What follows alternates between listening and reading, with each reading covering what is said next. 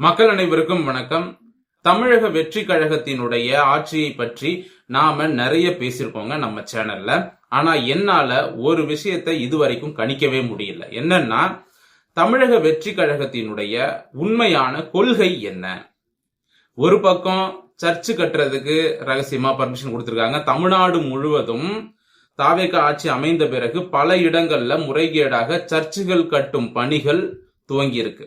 நிறைய ஊர்கள்ல சின்ன சின்ன சர்ச்சுகள்லாம் கட்ட ஆரம்பிச்சிருக்கிறாங்க.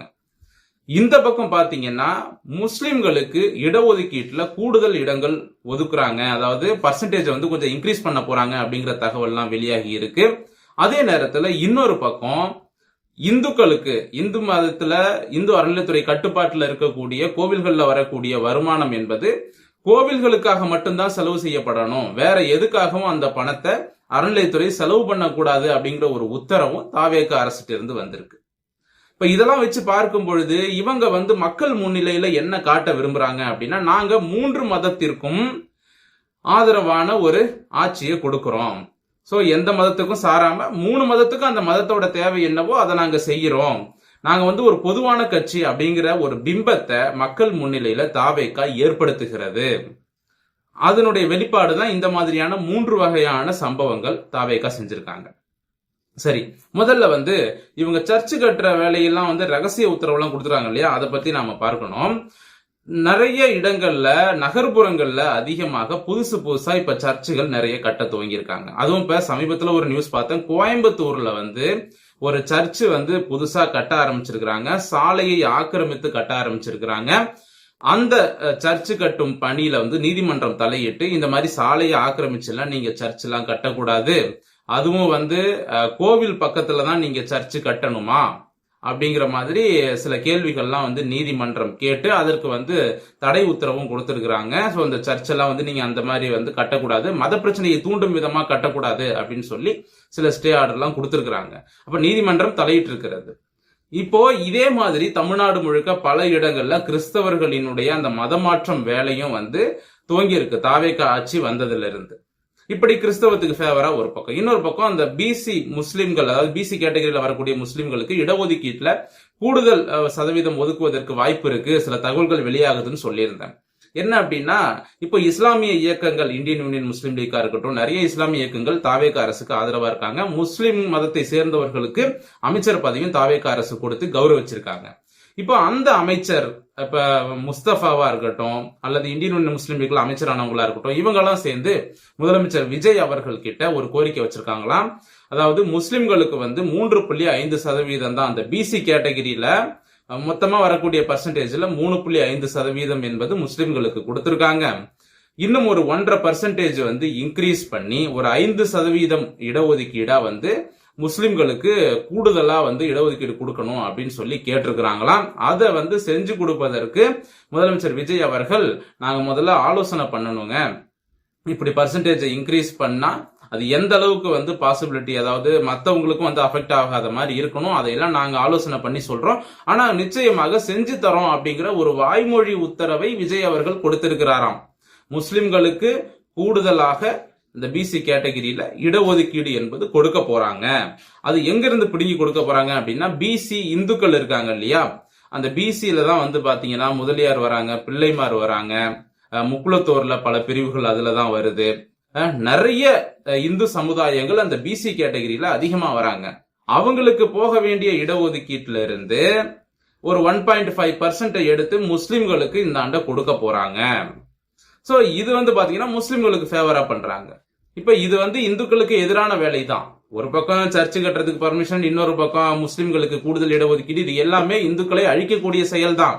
அப்படியே இந்த பக்கம் பாத்தீங்கன்னா இந்துக்கள் வாய் திறக்காத வகையில கோவில் விஷயத்துல ஒரு உத்தரவு இந்து அறநிலைத்துறை அமைச்சர் ரமேஷ் அவர்கள் இன்னைக்கு சட்டமன்றத்துல பேசியிருக்கிறாரு.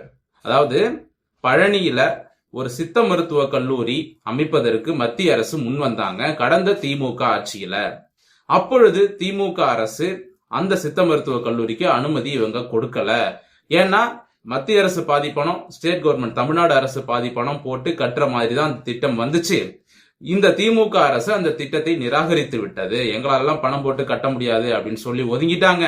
ஆனா இப்ப நாங்க அந்த திட்டத்தை கையில் எடுத்து மத்திய அரசின் உதவியோடு பழனியில அறநிலைத்துறை சார்பாக அறநிலைத்துறை பணம் கொஞ்சம் போட்டு சித்த மருத்துவ கல்லூரி ஒன்றை கொண்டு வருவதற்கு நாங்க ஆலோசனை பண்ணிட்டு இருக்கோம் அப்படிங்கறத ரமேஷ் சொல்றாரு. அது அறநிலைத்துறை பணமா அல்லது தமிழ்நாடு கவர்மெண்டோட பணத்தை எடுத்து போட்டு பண்றாங்களான்னு தெரியல. சோ சித்த மருத்துவ கல்லூரி மத்திய அரசு துணையோட நாங்க கொண்டு வர போறோம் அப்படிங்கறத சொல்லிட்டாரு. இன்னும் சில விஷயங்கள் கூடுதலா சொல்லியிருக்காரு. இந்து கோவில்களினுடைய பணத்தில் இந்து கோவில்களுக்கு மட்டும்தான் நீங்க செலவு பண்ணணும். கோவில்கள் அமைக்கிறதா இருக்கட்டும், பூசாரிகளுக்கு சம்பளம் கொடுக்கறதா இருக்கட்டும், இல்ல கோவில்கள்ல பாழடைந்த கோவில்களை புனரமைக்கிறது. ஏற்கனவே நல்லா இருக்கிற கோவில்ல மெயின்டெனன்ஸ் செலவு அப்படிங்கிறது ஒண்ணு தனியா இருக்கு. பாழடைந்த கோவில்களை புனரமைக்கிறது அது ஒரு கேட்டகிரி. அதே நேரத்துல பக்தர்களுக்கு எல்லா கோவில்களிலும் கழிவறை வசதி, அடிப்படை சுகாதார வசதி, கோவில்களுக்கு பக்தர்கள் வராங்கன்னா சிரமம் இல்லாம அவங்க சாமி கும்பிட்டு போற மாதிரி சில அடிப்படை வசதிகள்லாம் கோவில்கள்ல செஞ்சு கொடுக்கணும். நிறைய கோவில்கள்ல அடிப்படை வசதிகளே இல்ல.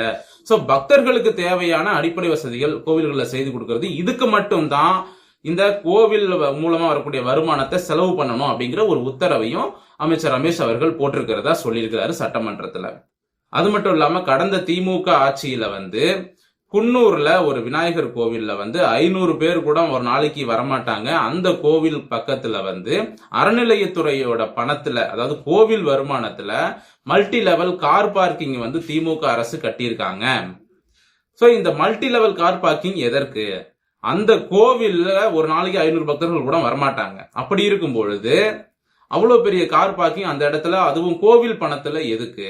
சோ அறநிலையத்துறைக்கு வரக்கூடிய வருமானம் என்பது கோவில் வருமானம். அதை தூக்கி நீங்க கார் பார்க்கிங் கட்டுறது, காம்ப்ளெக்ஸ் கட்டுறது, அதாவது வணிக வளாகங்கள் கட்டுறது, அதை கட்டி அதன் மூலமா கடையை வாடகைக்கு விடுறது. அந்த கடையை யாருக்கு வாடகைக்கு விடுவாங்க? முஸ்லிம்களுக்கு, கிறிஸ்தவர்களுக்கு வாடகைக்கு விடுறது.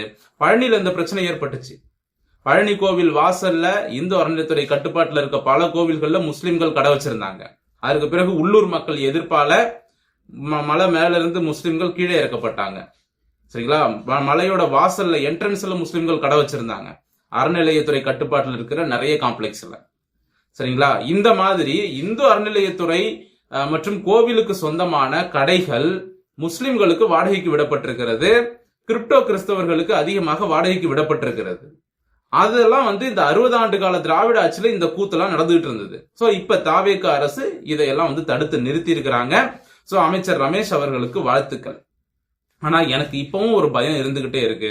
3 மதத்துக்கும் நாங்க பொதுவான ஆட்சி கொடுக்கறோம் அப்படிங்கிற பேர்ல ஒரு பக்கம் குழந்தையும் கிள்ளி விட்டு தொட்டிலையும் ஆட்டுறாங்களோ அப்படிங்கிற எனக்கு ஒரு சந்தேகம் ஏற்படுகிறது. ஒரு பக்கம் கோவில்களுக்கு ஆதரவான திட்டங்கள், இந்துக்களுடைய மனசை குளிர்விக்கும் வகையில பல திட்டங்களையும் ஒரு பக்கம் கொடுத்துட்டு, இன்னொரு பக்கம் கிறிஸ்தவ மதத்தை வளர்த்து விடுவது, இஸ்லாத்தை வளர்த்து விடுவது, இந்த வேலைகளையும் தாவேக அரசு செய்கிறதோ என்ற சந்தேகம் எழுகிறது. சோ இந்துக்களுக்கு எந்த விதத்திலும் சந்தேகம் வராத அளவிற்கு இந்த கிரிப்டோ கிறிஸ்தவ மிஷனரி ஆட்சி என்பது தற்பொழுது செயல்பட்டு வருகிறது. இது ஃபியூச்சர்ல எந்த மாதிரியான விளைவுகளை ஏற்படுத்தும் அப்படிங்கிறது எனக்கு தெரியல. பொறுத்திருந்து பார்ப்போம் தாவேக இன்னும் பல ஆண்டுகள் என்ன செய்ய போறாங்க அப்படிங்கறத. சோ இந்த பதிவுத்துடன் முடிவடைகிறது. மீண்டும் அடுத்த நல்ல பதிவோடு உங்களை சந்திக்கிறேன். நன்றி, வணக்கம்.